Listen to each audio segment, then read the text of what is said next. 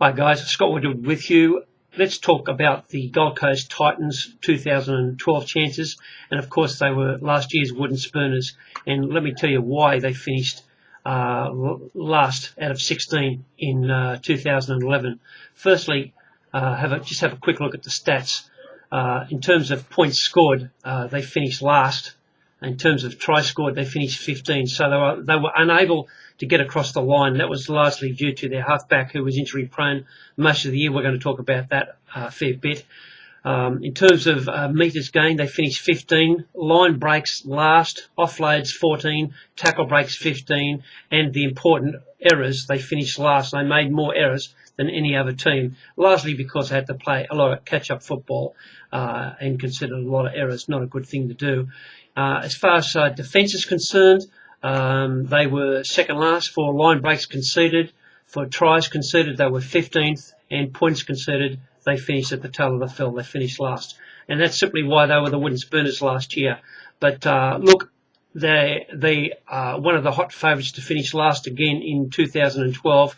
I don't think that will happen, largely because of Scott Prince. Scott Prince is a world-class halfback, and any team that has a halfback of the calibre of Scott Prince should be finishing in the tail of the field. Now, he played last year with a lot of injuries, and it wasn't the Scott Prince that we normally see. Scott Prince was in line to be playing State of Origin, and he wasn't even considered last year because of his form. But nevertheless, he is a world-class halfback and fit and well. My mail is that he's had a good off-season, and if he comes back good and he can form a good combination with Greg Bird, plus with some of the forwards that they have got and their two new big ins in the centres, Beau Champion and Jamal Idris, they certainly will be winning plenty of games, and I think that they will be near favourites in just about every game they play at home. Let's quickly run through the likely lineup that I think they'll have. I think William Zillman will be the fullback. He'll have to win that position back from one of the up-and-coming young guns they have in the team, Jamie Dowling. I think he will be in strong contention for that halfback spot. Very, very promising young player, Jamie Dowling. Had a lot of injuries, but we're likely to see the best of him in 2012. Phil Graham from the Roosters will be in contention for that position, and so will Jordan Rankin, who played it last year. But I'm not a Jordan Rankin fan, I'm afraid. Kevin Gordon, an absolute flying machine, one of the fastest runners in the NRL. He's back from injury, and he should be the left winger.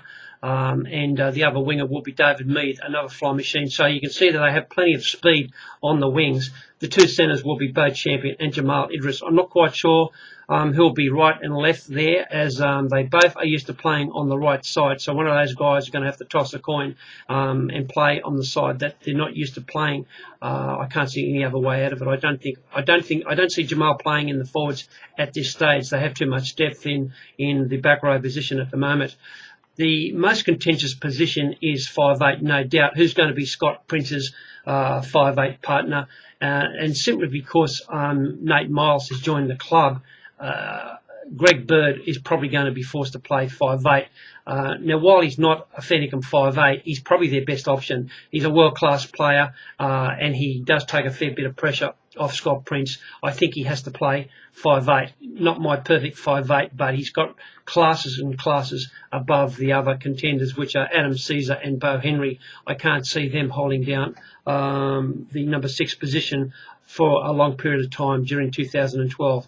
Greg Bird is my number 6. Scott Prince, I'm counting on strongly coming back to his best form, and that will obviously, how he comes back, will have a big contention on how the club goes. He went off for last year, so the club went off for last year. It's as simple as that. They rely so heavily on Scott Prince. Their forwards, their big import, Luke Douglas, will be one of the starting props, along with captain Luke Bailey, the workaholic Luke Bailey. Luke Bailey's signed on again, and he's a great club man, great work rate, keeps taking the ball up all the time. But in all honesty, he doesn't scare anybody, and he doesn't look dangerous when he's got the ball. Yeah, I'm not quite sure if I would have been re-signing him. But Luke Douglas will be the other prop. The other contender there will, of course, be Matt White, who always makes an impact when he comes onto the field.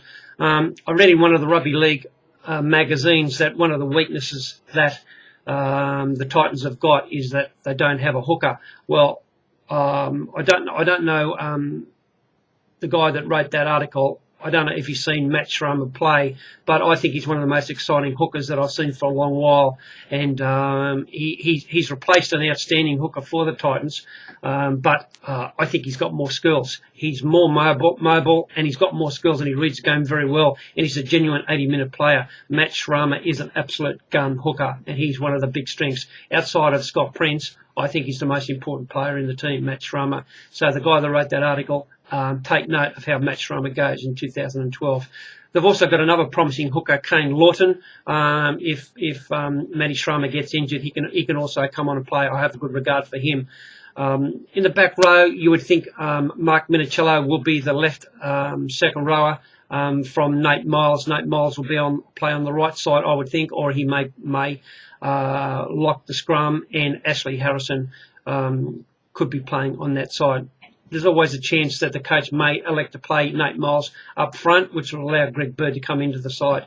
Not quite sure what he's going to do that. But, look, the forward pack is not that big as it is, and I don't think he can afford to play Nat Myles up front. They need a little bit of depth, a little bit of strength, a little bit of size, and a little bit of grunt. And while Greg Bird will certainly give them grunt, he doesn't do a lot for them in terms of size. It's already a lightweight forward pack, and it's not a pack that's going to scare too many teams in terms of hurting them, is what I'm trying to say. Look, it's not a bad bench. They've got a lot of depth on the bench. Ben Ridge is very promising. Ryan James is very promising. We're yet to see the best of him. Brenton Lawrence did some good things when he came on last week. I've got a good regard for young Bodene Thompson. Always looks dangerous whenever he comes on. And Michael Henderson is a terrific club player. Always gives his best. Luke Dwyer, very versatile, can play in the back and in the centres. A good guy to have on the bench. And, of course, they've got a couple of promising youngsters that I expect that we'll be seeing plenty of during the year. Luke Page and Cody Nelson. Jamie Dowling, we've already mentioned, is another one of their promising youngsters that they've got. So, look, there it is for me. I think they may struggle to play semi-final football, but any team that has a very good organising fullback with a halfback, I should say, with a good kicking game like Scott Prince, is always going to be in contention for any game they play, and I certainly wouldn't want to be backing them to get the wooden spoon again. So, look, while I expect the Titans to do very well and much better than what they did last year, I can't have them in my top 8 just at the moment, but I'd like to reserve that after I see a few games and see how some of these new buys gel in. Very interested to see what he's going to do with the centres and what he's going to do with his 5'8". That will hold the key how the Titans go for 2012. There it is for me. Good luck if you're a Titans fan.